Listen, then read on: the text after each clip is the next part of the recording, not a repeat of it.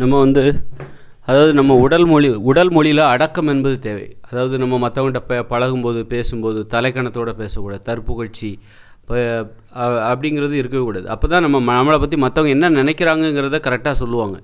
நீங்கள் உங்களை பற்றி பந்தாவாக நீங்கள் பேசிகிட்டு இருக்கக்கூடாது. உங்களை பற்றியே நீங்கள் புகழ்ந்து மற்றவங்கள்ட்ட பேசும்போது தன்னடக்கம் இல்லாமல் தற்புகழ்ச்சியோடு பேசுகிறீங்க அப்படின்னா உங்களோட பெரியவங்கக்கிட்ட உங்களோட கீழே உள்ளவங்ககிட்ட கண்டிப்பாக நீங்கள் உங்களை உயர்த்தி தான் பேசணும். உங்களோட சின்னவங்க இருக்காங்களே, சின்ன வயசில் உள்ளவங்க, அவங்கக்கிட்ட போயிட்டு நீங்கள் உங்களை உயர்த்தி தான் பேசணும். அங்கே வந்து நீங்கள் உங்களை நீங்களே புகழ்ந்துக்கணும். உங்களே நீங்கள் உயர்வாக நினைக்கிறீங்க அப்படின்னு அர்த்தம். அதை விட உங்களை விட பெரியவங்க இருக்காங்க பாருங்கள், உங்களுடைய நண்பர்கள், உங்களுடைய பெரியவங்க, அவங்கக்கிட்ட வந்து நீங்கள் உங்களை வந்து தாழ்த்தி தான் பேசணும். அதாவது உங்களை பற்றி நீங்கள் தற்புகழ்ச்சியோடு பேசவே கூடாது. அப்போ தான் அவங்க என்ன நினைக்கிறாங்கிறதே சொல்லுவாங்க. இப்போ நம்ம ஒன்று செய்கிறோம், நம்ம ஒரு முயற்சி ஈடுபடுறோம், நம்ம லட்சியத்தில் நம்ம கடமைகளை நம்ம செய்கிறோம். அப்படிங்கும்போது இதை பற்றி பெரியவங்க என்ன நினைக்கிறாங்க, நம்மளை விட பெரியவங்க, நம்முடைய நண்பர்கள் என்ன நினைக்கிறாங்க. ஆண்களுக்கு அவங்களுடைய நண்பர்கள்லாம் பெரியவங்களாக தான் தெரிவாங்க. ஆண்கள் வந்து அவங்களுடைய நண்பர்களை பெரியவர்களாக தான் பார்ப்பாங்க. சம வயசு நண்பர்கள்னால் யாருன்னா ஒரு வயசு முன்ன பின்னா இருக்கும், அவங்க தான் நண்பர்கள்.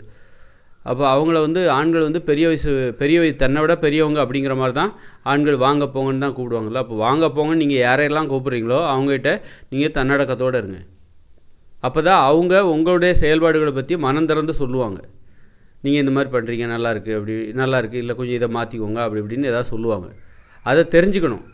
அவங்க நம்மளை பற்றி என்ன நினைக்கிறாங்க அப்படிங்கிறத தெரிஞ்சுக்கணும். அதுக்கு நீங்களே தடையாக இருக்கக்கூடாது. அவங்ககிட்ட போயிட்டு நான் அப்படி உங்களை பற்றியே நீங்கள் உயர்த்தி பேசிட்டு உங்களை பற்றியே நீங்கள் உங்கள் தற்புகழ்ச்சியோடு பேசுனீங்கன்னு வச்சுக்கோங்க.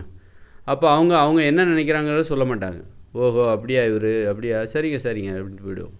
ஆனால் தற்புகழ்ச்சி எங்கே இருக்கணும் தெரியுமா? உங்களோட சின்னவங்ககிட்ட நீங்கள் தற்புகழ்ச்சி உங்கள்கிட்ட இருக்கணும். உங்களை நீங்கள் உயர்த்தி தான் பேசணும். பெரியவங்ககிட்ட தான் தற்புகழ்ச்சி இருக்கக்கூடாது. உங்களோட பெரியவங்க, உங்கள் நண்பர்கள், அவங்ககிட்ட தான் நீங்கள் வந்து தற்புகழ்ச்சியோடு இருக்கக்கூடாது. உங்களோட வயசில் சின்னவங்க இருக்காங்க பாருங்கள், அவங்ககிட்ட தான் நீங்கள் வந்து உங்களை பற்றி நீங்கள் உயர்வாக பேசணும். உங்களை பற்றி உயர்வாக பேசணும். அவங்களும் அந்த சின்னவங்களும் உங்களை பற்றி தான் பேசணும். இதுதான் நம்ம வந்து பேசுவதற்கான விதிமுறை. இப்போ வந்து உங்களை விட சின்னவங்க இருக்காங்கன்னு நீங்கள் வந்து உங்களை விட பெரியவங்ககிட்ட பேசுகிறீங்க அப்படின்னா அவங்கள பற்றி தான் நீங்கள் உயர்வாக பேசணும். அவங்ககிட்ட போயிட்டு இன்னொருத்தரை போய் உயர்வாக பேசிகிட்டு இருக்கக்கூடாது. ஓகேங்களா? அதனால் உங்களை விட நீங்கள் பெரியவங்களை பார்க்கும்போது நீங்கள் உங்களை பற்றி உயர்வாக பேசாதீங்க. அவங்கள யாரை போய் பெரியவங்கன்னு நீங்கள் யாரை நினைக்கிறீங்க, உங்கள் முன்னாடி நிற்கிறாங்க பாருங்கள், அவங்கள உயர்வாக பேசணும். அவங்கள உயர்வாக நினச்சி அவங்களும் அந்த பெரியவங்களும் என்ன பண்ணணுன்னா தன்னைத்தானே உயர்த்திக்கணும்.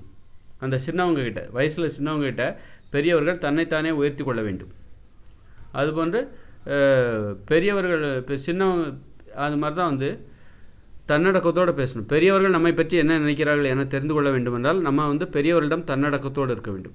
சிறியவர்கள் வந்து ஒரு செயல்பாடு செய்கிறாங்க, இப்போ பெரியவர்கிட்ட போய் நிற்கிறாங்க. அப்படிங்கும்போது தன்னை பற்றி புகழாமல் பெரியவர்கள் நம்மளை பற்றி என்ன நினைக்கிறாங்க அப்படின்னு தெரிஞ்சுக்கிறதுக்கு நம்மக்கிட்ட இருக்க வேண்டிய பண்பு தான் அடக்கம்.